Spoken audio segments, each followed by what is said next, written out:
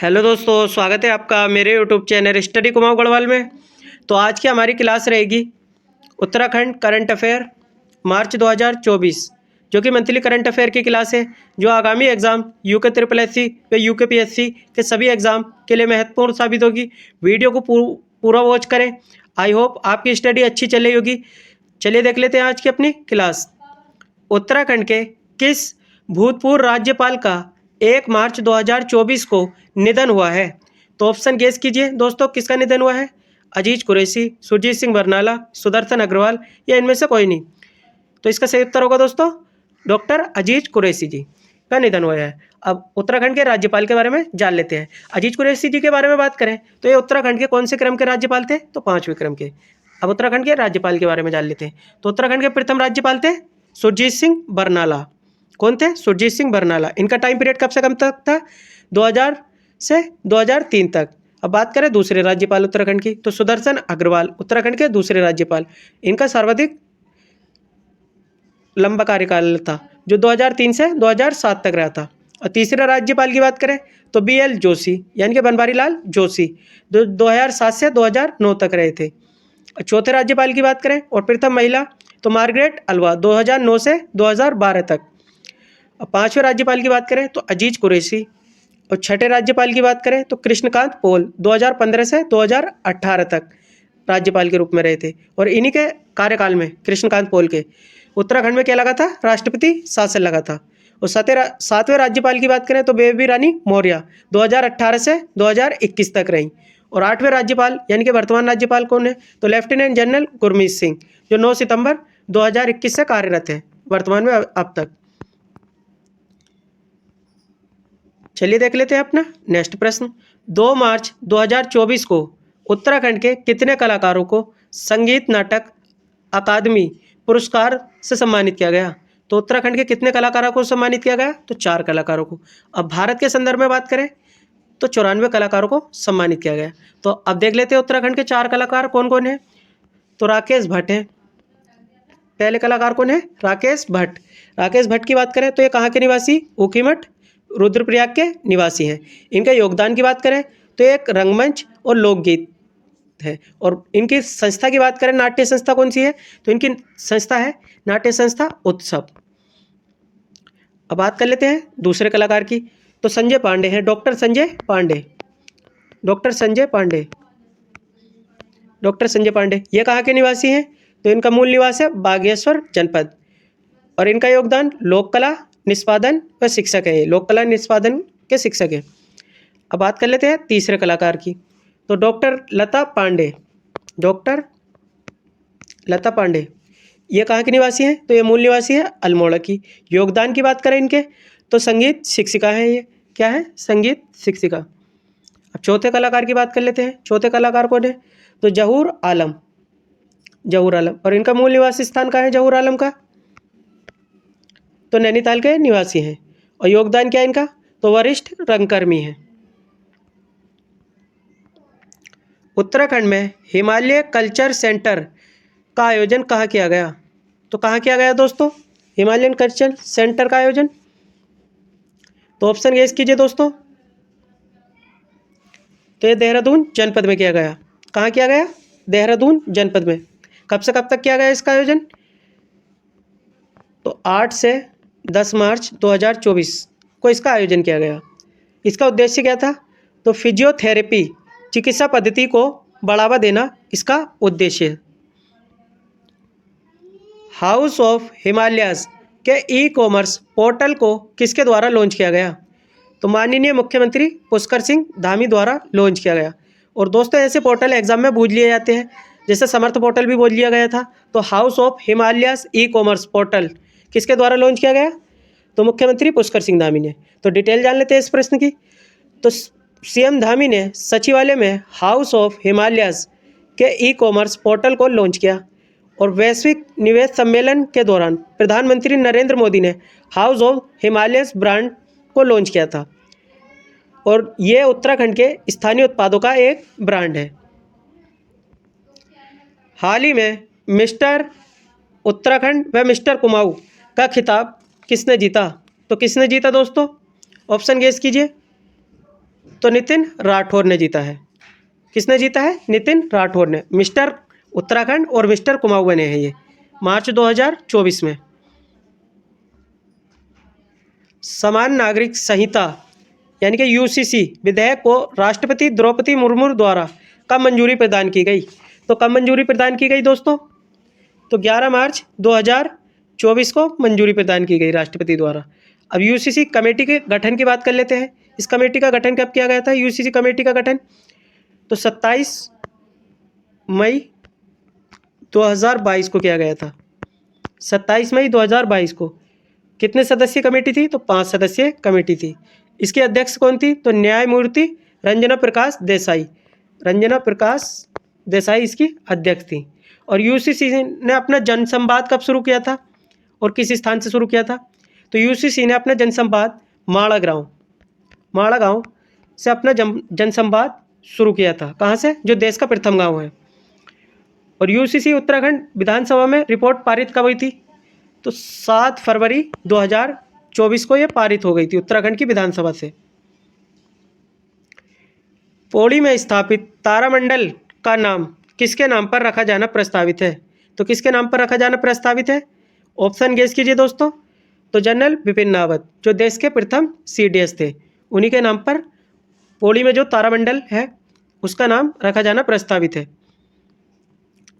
5 मार्च 2024 को उत्तराखंड की किस नगर पंचायत को नगर पालिका का दर्जा दिया गया है?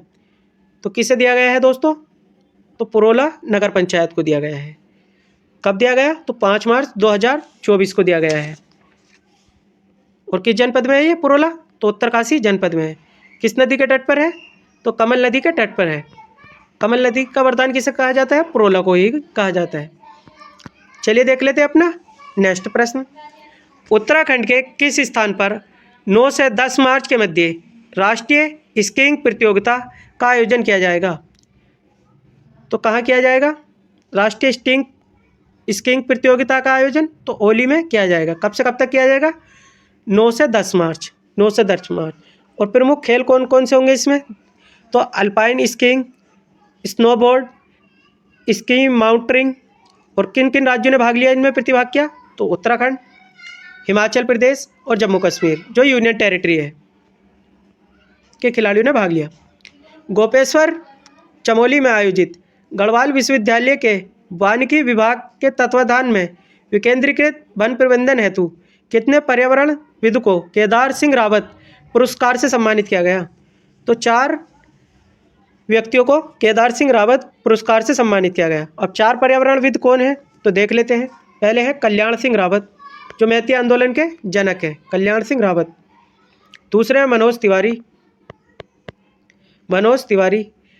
तीसरे हैं वीरेंद्र गोदियाल जो समलोड़ आंदोलन के जनक हैं, वीरेंद्र गोदियाल। और चौथे हैं सत्येंद्र भंडारी। चौथे कौन है? सत्येंद्र भंडारी। चौथे कौन है? सत्येंद्र भंडारी।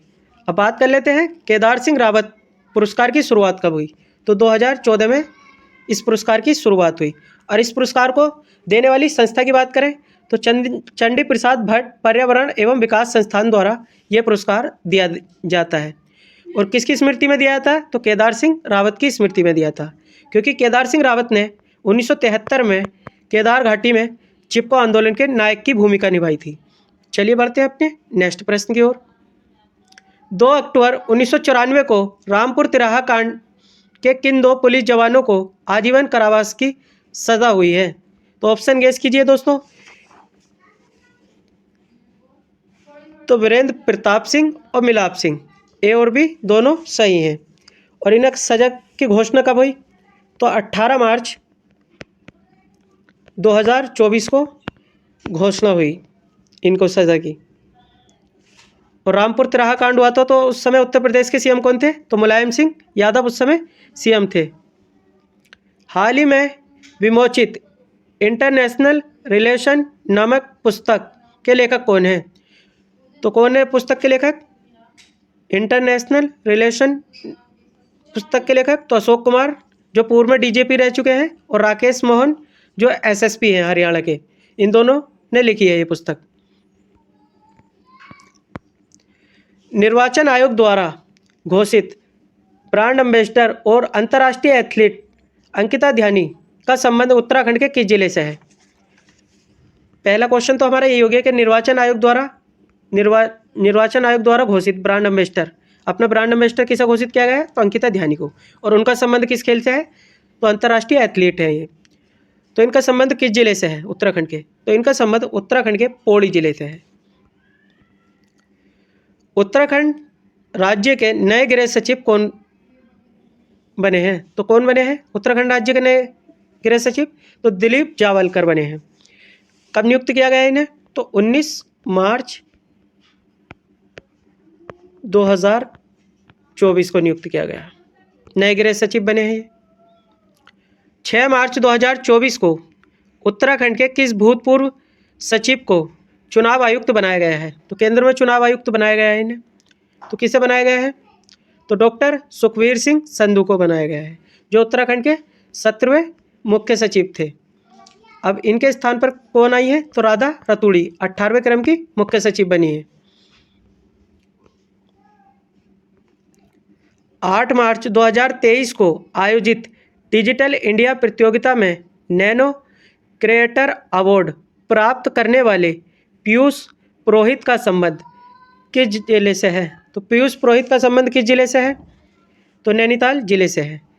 अब इस प्रतियोगिता का आयोजन कब हुआ? तो 8 मार्च 2023 को। पहला प्रश्न तो यही हो गया हमारा, नैनो क्रिएटर अवार्ड किसे मिला? तो पीयूष पुरोहित को मिला। किसे मिला? पीयूष पुरोहित को। 2 प्रश्न ये हो गए हमारे कंप्लीट। चलिए बढ़ते हैं नेक्स्ट प्रश्न की ओर। मोनाल वेलफेयर सोसाइटी की ओर से उत्तराखंड गौरव सम्मान से किसे सम्मानित किया गया? तो उत्तराखंड गौरव सम्मान से प्रोफेसर इला को सम्मानित किया गया। किसे सम्मानित किया गया? प्रोफेसर इला को सम्मानित किया गया। और इन्हीं के साथ 40 व्यक्तियों को सम्मानित किया गया और उत्तराखंड के।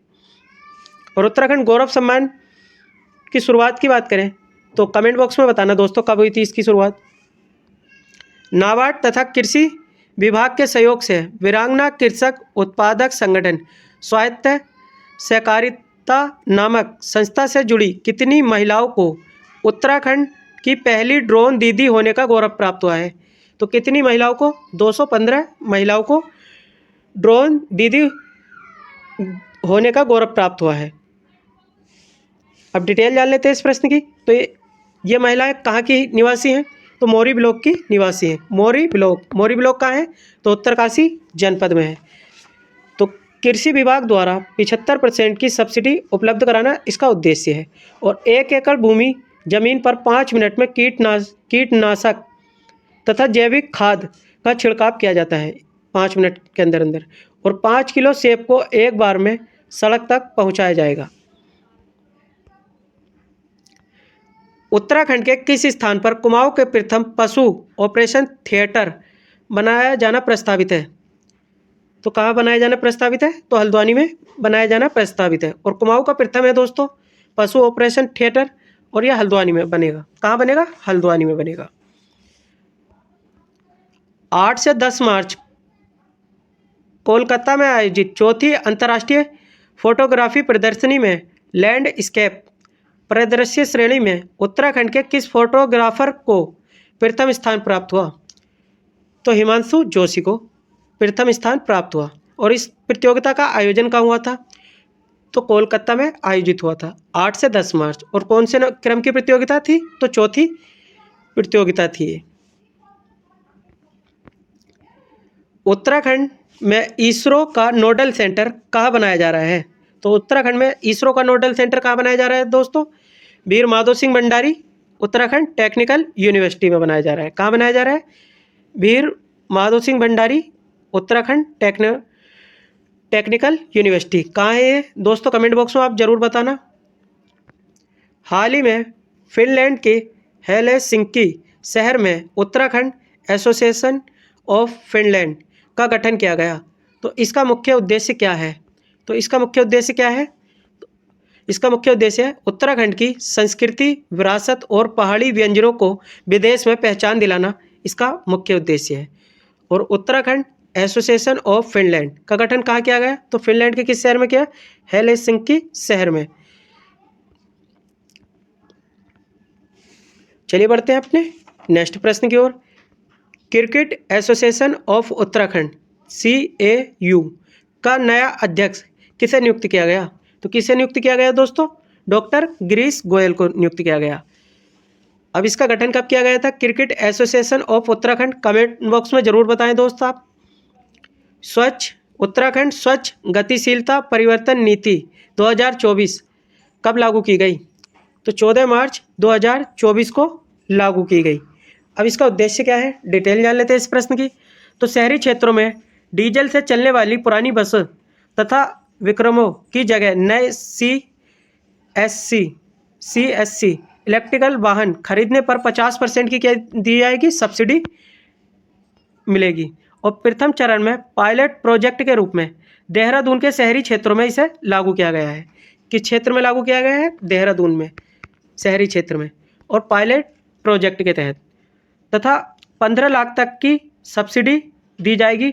और इसकी नोडल एजेंसी जो है वो कौन है? वो उत्तराखंड परिवहन विभाग है। नोडल एजेंसी कौन है? उत्तराखंड परिवहन विभाग। इसका गठन कब किया गया उत्तराखंड परिवहन विभाग का? कमेंट बॉक्स में दोस्त जरूर बताएं। हाल ही में बेस्ट नैनो क्रिएटर का अवार्ड से किसे सम्मानित किया गया? तो किसे सम्मानित किया गया? ऑप्शन गैस कीजिए दोस्तों। तो पीयूष पुरोहित को सम्मानित किया गया। किसे सम्मानित किया गया? पीयूष पुरोहित को। और ये कहाँ के निवासी हैं? तो चमोली जनपद के निवासी हैं। पीयूष पुरोहित की बात करें तो चमोली जनपद के निवासी हैं। तो डिटेल जान लेते हैं इस प्रश्न की, क्यों नवाजा गया इन्हें? तो उत्तराखंड की संस्कृति से जुड़ी वीडियो बनाने के लिए प्रधानमंत्री नरेंद्र मोदी ने इन्हें बेस्ट नैनो क्रिएटर अवार्ड से सम्मानित किया है। उत्तराखंड के कितने कलाकारों को उस्ताद बिस्मिल्लाह खां पुरस्कार से नवाजा गया है? तो उत्तराखंड के 2 कलाकारों को उस्ताद बिस्मिल्लाह खां पुरस्कार से नवाजा गया है। कौन कौन है? तो एक है पुनीत और दूसरे है अमित। दूसरे कौन है? अमित है। अब बात करें 2019 में किसे नवाजा गया था उस्ताद बिस्मिल्लाह खां पुरस्कार से? तो रेशमा शाह को नवाजा गया था, जो जौनसार बाबर की गायिका हैं। उत्तराखंड विज्ञान प्रोधा सम्मान से किसे सम्मानित किया गया? तो किसे सम्मानित किया गया? डॉक्टर बहादुर सिंह बिष्ट को सम्मानित किया गया। किसे सम्मानित किया गया? डॉक्टर बहादुर सिंह बिष्ट को। उत्तराखंड का पहला मानसिक दिव्यांग पुनर्वास केंद्र कहाँ बनकर तैयार किया हुआ है? तो कहाँ बनकर तैयार हुआ है? तो रुद्रपुर में बनकर तैयार हुआ है। और उत्तराखंड का पहला मानसिक दिव्यांग पुनर्वास केंद्र है ये। और रुद्रपुर कहाँ है? तो उधम सिंह नगर जनपद में है। रुद्रपुर की स्थापना किसने की थी? तो रुद्रचंद ने की थी। किसने बसाया था इसे? रुद्रचंद ने। चंद्रवंशी शासक रुद्रचंद ने। मार्च 2024 में देहरादून के किस शहर के मध्य देश की सबसे semi high speed train Vande Bharat का संचालन शुरू कर दिया गया है? तो देश की पहली semi high speed train Vande Bharat का संचालन देहरादून और किस शहर के बीच होगा? तो लखनऊ शहर के बीच होगा। कब होगा? मार्च 2024। कब होगा? मार्च 2024 में होगा। उत्तराखंड राज्य की प्रथम सर्विस सेक्टर पॉलिसी को कब मंजूरी दी गई? तो कब मंजूरी दी गई दोस्तों? ऑप्शन गेस कीजिए। तो मार्च 2024 में दी है उत्तराखंड ने सर्विस सेक्टर पॉलिसी। उत्तराखंड की प्रथम है। और ये पॉलिसी कब तक लागू रहेगी? तो 31 दिसंबर 2030 तक ये पॉलिसी लागू रहेगी। कब तक? 31 दिसंबर 2030 तक। आर्थिक सर्वेक्षण 2023-24 के अनुसार उत्तराखंड के सर्वाधिक और सबसे कम प्रति व्यक्ति आय वाले जिले कौन से हैं? तो ऑप्शन गेस कीजिए दोस्तों। तो सर्वाधिक प्रति व्यक्ति आय वाला जिला है हरिद्वार और सबसे कम प्रति व्यक्ति आय वाला रुद्रप्रयाग। हरिद्वार की प्रति व्यक्ति आय कितनी है? तो 3,62,000 प्रति व्यक्ति आय है। और रुद्रप्रयाग की प्रति व्यक्ति आय तो 93,160 रुपये प्रति व्यक्ति आय है। अब बात कर लेते हैं 2022-23 की आर्थिक सर्वेक्षण रिपोर्ट में कितनी प्रति व्यक्ति आय थी राज्य की? तो 2,33,000 प्रति व्यक्ति आय थी राज्य की। अब 2023-24 में कितनी प्रति व्यक्ति आय है? तो 2,60,201 रुपये। और इसमें कितने परसेंट की वृद्धि हुई है? तो 12% की वृद्धि हुई है। कितनी? 12% की। कितने परसेंट की वृद्धि हुई है? 12% की। अब बात कर लेते हैं सर्वाधिक प्रति व्यक्ति आय वाले जिले और न्यूनतम प्रति व्यक्ति आय वाले जिले। सर्वाधिक प्रति व्यक्ति आय वाला जिला है प्रथम हरिद्वार, हरिद्वार है। दूसरा है उधम सिंह नगर और तीसरा जिला है देहरादून। अब बात कर लेते हैं सबसे कम प्रति व्यक्ति आय वाला जिला। तो पहला जिला है रुद्रप्रयाग टॉप पर और दूसरा जिला है बागेश्वर और तीसरा जिला है अल्मोड़ा। अब बात कर लेते हैं प्राथमिक क्षेत्र में किस जिले का प्रथम योगदान है। तो प्राथमिक क्षेत्र में उधम सिंह नगर का योगदान है और द्वितीय क्षेत्र में हरिद्वार जिले का योगदान है और तृतीय क्षेत्र में देहरादून जिले का योगदान है। और आर्थिक सर्वेक्षण पर जल्दी दोस्तों मैं एक वीडियो लाऊंगा और बजट पर भी। सभी दोस्त अगर वीडियो अच्छी लग रही हो तो वीडियो को शेयर करें अपने दोस्तों के साथ और लाइक करें और शेयर करें। चलिए बढ़ते हैं अपने नेक्स्ट प्रश्न की ओर। किसे प्रदेश को स्वास्थ्य सेवा में बेहतर कार्य करने के लिए राष्ट्रीय गुणवत्ता आश्वासन मानक NQAS नेशनल सर्टिफिकेशन पुरस्कार दिया गया? तो किस स्टेट को दिया गया, किस प्रदेश को दोस्तों? तो उत्तराखंड को दिया गया। हिंदी साहित्य भारती संस्था की 3 दिवसीय वैचारिक आयोजन सम्मेलन यानी कि 3 दिवसीय सम्मेलन आयोजित हुआ था, दिल्ली में आयोजित किया जा रहा है। तो इस कार्यक्रम में उत्तराखंड के प्रतिनिधित्व किसके द्वारा किया गया? यानी कि हिंदी साहित्य भारतीय संस्था का 3 दिवसीय वैचारिक सम्मेलन का आयोजन दिल्ली में आयोजित किया जा रहा है। तो इस कार्यक्रम में उत्तराखंड का प्रतिनिधित्व किसके द्वारा किया गया? तो मंजू पांडे द्वारा किया गया। किसके द्वारा किया गया? मंजू पांडे द्वारा। ऐसे प्रश्न भी दोस्तों एग्जाम में बन जाते हैं। जनरल बिपिन रावत की मूर्ति और पार्क का